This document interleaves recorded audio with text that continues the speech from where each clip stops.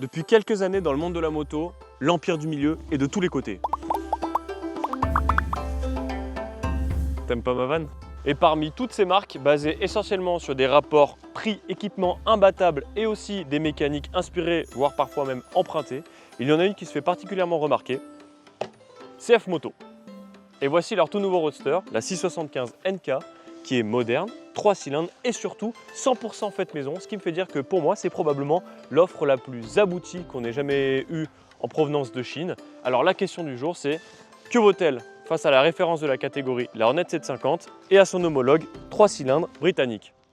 Ah, et on a aussi pris une MT-07 pour faire des lèvres.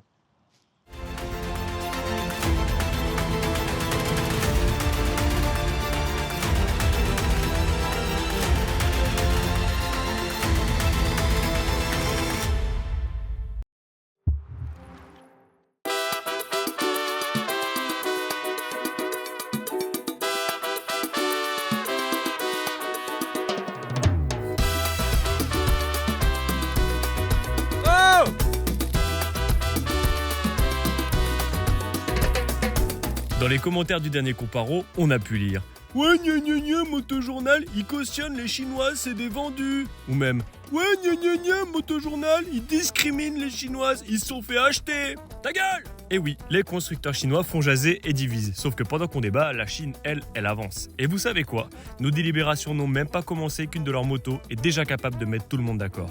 La 675 NK. Spoiler, c'est la première chinoise capable de rivaliser sur tous les aspects et même de surpasser sur certains la concurrence européenne et japonaise. Trident 660 à l'appui. Et la symbolique est d'autant plus forte qu'elle se fait sur des segments les plus importants du marché, celui des roadsters best-sellers, où la Hornet 750 a fait les freins sévères il y a 2 ans à la MT-07, qui, pour essayer de rester un peu dans son aspi, change quasiment tout cette année. Sa stratégie de course, accroître sa valeur ajoutée avec plus d'équipement et d'électronique. Une manœuvre qui aurait pu être victorieuse il y a 4 ans, car la Yamaha fait toujours 20 chevaux de moins que la Hornet et commence à souffrir des normes anti-pollution. Allez, c'est parti pour un nouveau comparo. N'oubliez pas de vous servir du chapitrage accessible sur la barre de lecture pour aller directement au roulage ou à la vie des rouleurs. Et n'hésitez pas à nous soutenir en vous abonnant avec la cloche, un petit j'aime ou mieux en achetant le mag, car c'est encore le seul moyen d'avoir des médias libres.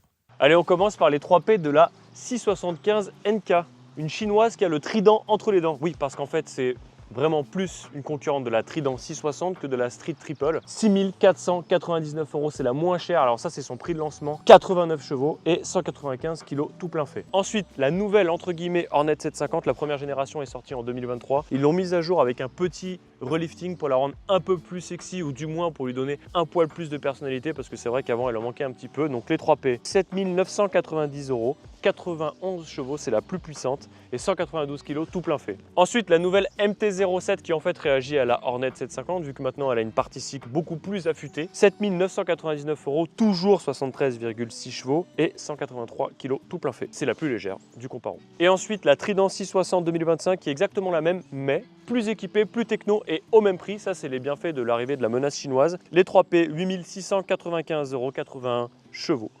189 kg tout plein fait.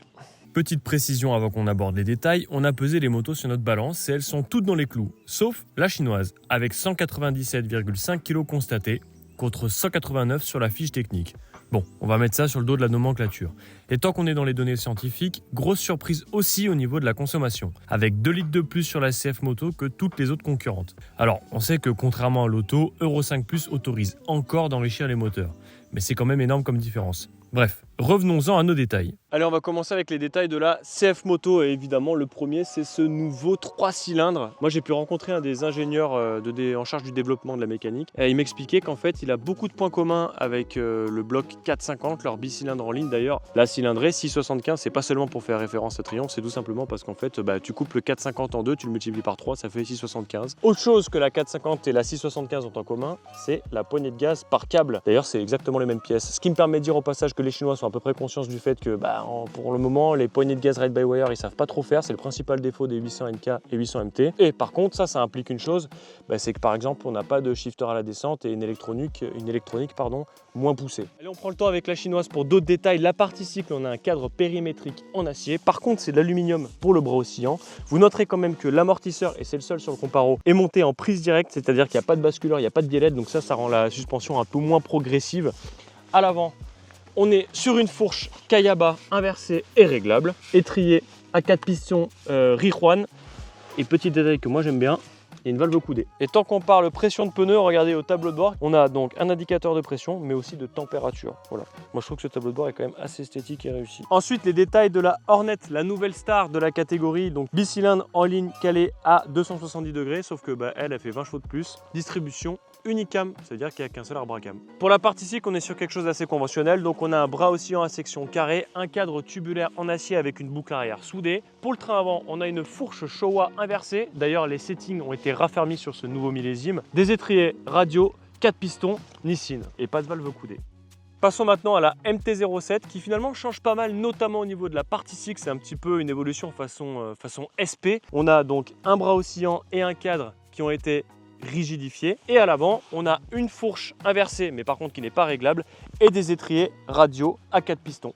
Pour ce qui est du moteur, il change pas trop, enfin du moins sur les perfs, mais il y a quand même pas mal d'évolutions, notamment l'arrivée d'Euro 5 Plus qui est pas forcément pour le meilleur, et aussi d'une poignée de gaz ride-by-wire pour avoir des nouveaux équipements. Et qui dit poignée de gaz ride-by-wire dit nouvelles assistances électroniques que l'on peut voir sur ce nouveau TFT Cooler. Donc on a des cartographies moteurs, je suis pas certain que c'est un grand intérêt, et un traction control réglable sur 2 niveaux. Ça par contre je suis sûr que ça sert à rien sur une MT-07. La Trident fait toujours appel au petit 3 cylindres Dinkley, donc le bloc 660 naturellement éligible à 2. On a une fourche Showa inversée, en revanche c'est la seule qui n'a pas d'étrier radio 4 pistons. Là on est sur des 2 pistons flottants Nissin. Mais en réalité la grosse nouveauté de la Trident, c'est sa nouvelle IMU à 6 axes. Viens par là Alex. Donc ça implique qu'on a maintenant un ABS et un contrôle de traction actif sur l'angle. Bon par contre comme tu peux le voir, le tableau de bord il est toujours un petit peu à l'ancienne. Et si on prend un peu de recul, on a un régulateur de vitesse maintenant de série et aussi un shifter.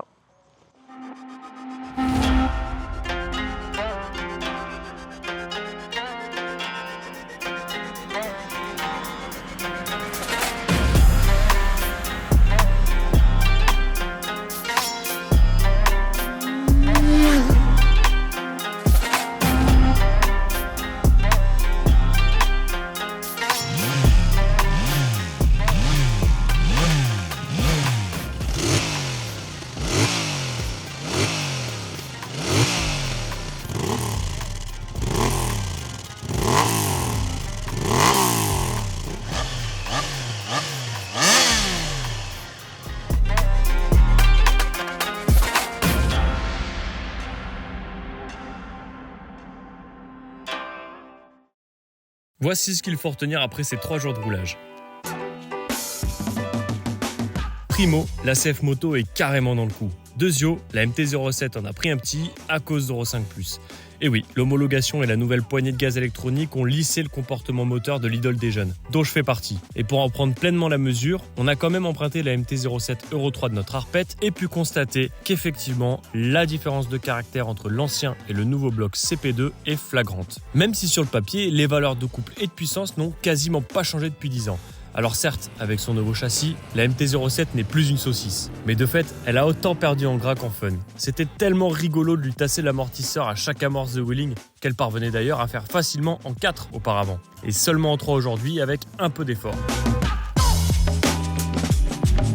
A l'inverse, la CF Moto nous a donné l'impression d'être même pas dépolluée. Et quand on voit sa conso, on se dit qu'il y a peut-être une part de vérité là-dedans.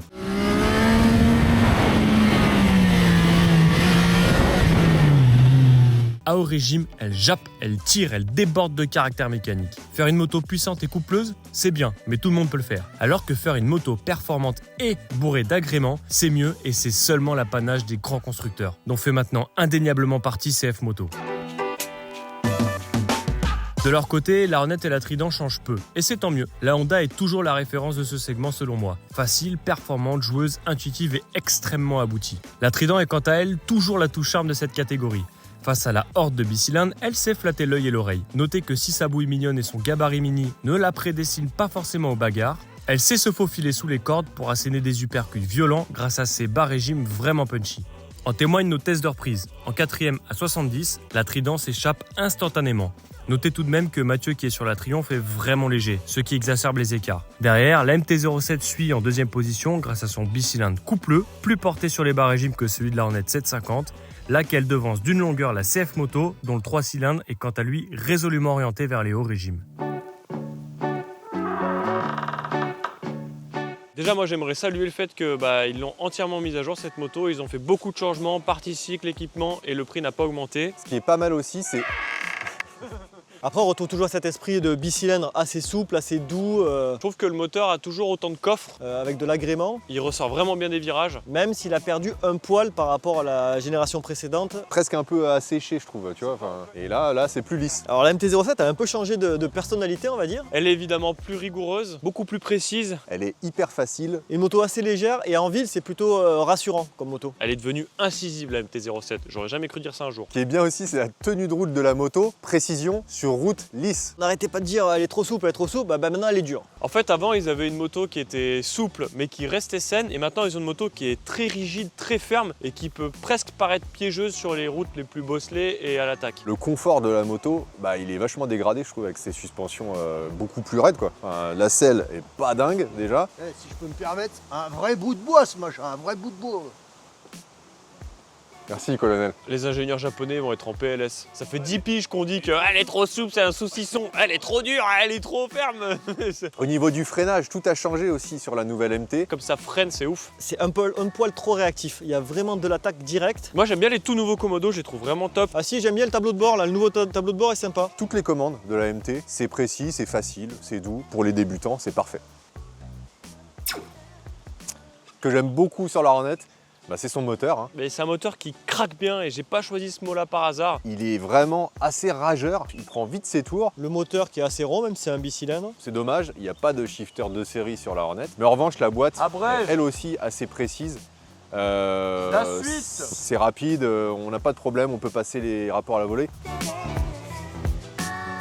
Son autre grande qualité, c'est le châssis. On a un équilibre qui est quasi parfait dès les premiers km/h. Il n'y a aucun mode d'emploi et elle est tout de suite efficace. Étonnant de neutralité et d'équilibre. Elle est neutre. C'est pas la moto la plus précise, mais par contre, elle est redoutable d'agilité. C'est vraiment une réussite sur tous les fondamentaux que sont le freinage et la suspension. Et je vais leur balancer les calasses sur la gueule. La Hornet, en fait, c'est une bonne moto à tout faire. Toutes les commandes sont précises aussi, en plus d'être douces. Niveau confort, c'est plutôt pas mal. Alors je trouve ça très bien d'avoir une selle basse parce que tout le monde peut accéder à la moto facilement. Mais je trouve qu'on est un peu trop assis comme ça, quoi. Mais on a des repose-pieds qui sont un peu hauts. En fait, on est un peu comme ça là sur la moto. Mais aussi que le guidon est un poil trop étroit. Ce qui est un peu gênant aussi, c'est le traction control qui se déclenche, ça c'est bien quand il faut, quoi, mais qui persiste trop longtemps en fait. Et je trouve que la tête de fourche est plus jolie en vrai que sur les photos. Même s'il faut pas se mentir, mécaniquement c'est très commun, quoi. C'est un cadre acier tubulaire avec un bicylindre qui est à 270 degrés. Enfin, rien de neuf, quoi, tu vois. Mais bon, faut pas tout avoir.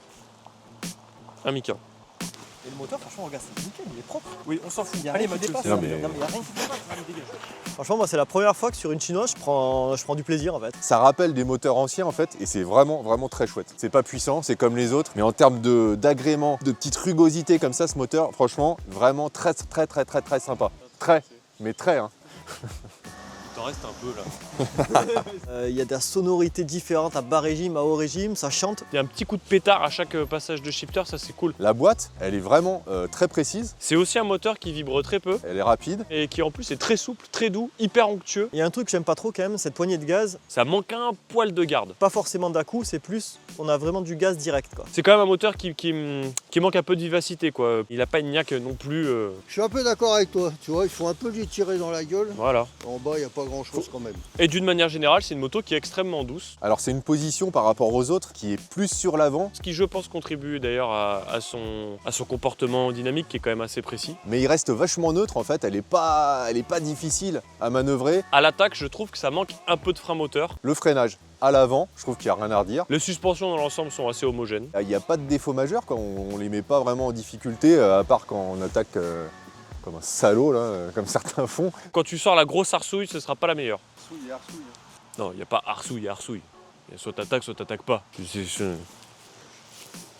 Pauvre type. Au niveau position de conduite, moi je suis un peu plus petit que mes collègues, là, si on peut appeler ça des collègues. Que beaucoup de gens. Elle fait un peu volumineuse pour une moto de 675 cm3 avec un guidon qui est un poil avancé. Même la finition, en vrai, c'est très correct. Hein. Si tu regardes bien, Pour ceux qui veulent faire du duo avec ça, c'est juste impossible, quoi. La selle passager. on n'a pas encore trop de recul sur le réseau, ni trop sur la fiabilité. Un dernier truc qu'on aime, là, objectivement, c'est le prix. Puis 6500 balles, c'est pour nous achever ça. Après, c'est vrai que quand tu traînes la bite comme Watt, bon, c'est une bonne moto, tu vois, à côté là. Enfin, plutôt là, comme ça. Là. Là, c'est vrai que quand tu roules comme ça, bon, y a pas de problème quoi, tu vois.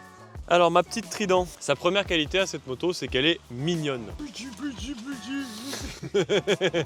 Au niveau du moteur, Même s'il manque un peu de peps, il est très souple en bas. Je trouve qu'il y a des bonnes vibrations, puis à bas régime, il est un peu racleur. Il est même assez plein, mais je trouve que très vite, ça devient linéaire et ça s'essouffle. il manque peut-être un peu d'onctuosité, quoi. Qu'est-ce qu'ils font, les abrutis? C'est une moto aussi extrêmement fine entre les jambes. Le gabarit de la moto aussi est intéressant. Ouais, une toute petite moto quoi. Ça peut rassurer, c'est vraiment pas une moto intimidante. C'est la moto de oui. De toute façon, c'est la plus confortable de toutes. Suspension assez moelleuse. Tout est doux, tout est souple, tout est facile. La selle aussi. Voilà, elle virevolte, c'est une moto qui virevolte, qui est légère, qui est petite moto quoi. Revers de la médaille de cette compacité, c'est l'espace à bord. Alors, si en plus on rajoute le duo dans l'équation, là ça devient compliqué. Ah, il y a un truc aussi que j'aime pas trop, je sais pas si c'est pas dû au pneu, mais c'est vrai qu'elle a tendance à un peu à engager à basse vitesse. Autre point qui m'a gêné, c'est un côté spongieux dans les commandes à plein de niveaux. L'accélérateur, on sait pas exactement où on en est. Le traction control, t'as à peine 20 degrés d'angle que la moto elle sort pas des virages. Le shifter, quand on appuie, on sent pas vraiment au moment où ça verrouille. L'ABS est hyper intrusif. Le frein, on attaque le levier, il n'y a pas de mordant. Alors là, c'est à remettre en perspective avec l'usage et le prisme de la moto que j'ai, moi. Voilà, donc je l'admets. C'est pas une moto faite pour attaquer, quoi. Et enfin, un petit truc, ça c'est une anecdote, c'est celle qui braque le moins bien des 4 motos. C'est un peu dommage quoi. Alors, en numéro 1, la Hornet, une moto parfaitement homogène. En numéro 2, donc la CF. Là, les Chinois sont vraiment pas complexés. Ils nous proposent un produit très abouti. En 3, je mettrais la NT. Même si vraiment le confort inacceptable. C'est vraiment trop dur, mais c'est une moto marrante. Quant à la Triumph, dernière malheureusement. Je ne m'attendais pas à la classer dernière parce qu'apparemment c'est une moto sympa, mais j'ai pas accroché du tout avec cette machine-là. Voilà. Et franchement, Triumph nous avait habitués à des 3 cylindres un peu plus pétillants que celui-ci. C'est un peu bizarre de dire ça, mais ouais, c'est la CF Moto qui gagne, quoi. Je crois que c'est la première fois que je fais gagner une chinoise dans un comparatif. En deuxième, je mets la Honda, qui était un peu desservie par ses pneus. Avec des meilleurs pneus, ça aurait été peut-être mieux, mais ça n'aurait pas forcément changé le classement. Troisième position, la MT-07. Et en quatrième position, la Triumph. Alors moi, je fais gagner à égalité la Hornet 750 et la CF Moto. La CF Moto, d'ailleurs, la mention du jury, parce que c'est vrai qu'elle nous a scotché. Et la Hornet 750, il n'y a rien à redire. Voilà, moto vraiment qui fonctionne très très bien. Ensuite, je mets la MT-07 parce que elle a toujours ce côté beaucoup d'agrément et facile tant que tu n'attaques pas. Et ensuite, la Triumph parce qu'en fait, elle ne me parle pas, elle est trop éloignée de mon prisme. Ça, on va être honnête. Alors mon classement, première, CF Moto, et pas parce que c'est un bon rapport qualité-prix, vraiment parce que c'est la moto avec laquelle j'ai pris le plus de plaisir. Juste derrière, tu as la Hornet, quand même la Honda, elle est vraiment aboutie, encore plus agile, avec un bon moteur aussi. Troisième, Triumph, ça reste pas mal et sympa. Dernière, la Yamaha, parce que en fait elle joue sur le même tableau que la Honda et elle fait nettement moins bien, tout en étant d'aspect vraiment pas valorisant, en tout cas elle me touche pas du tout.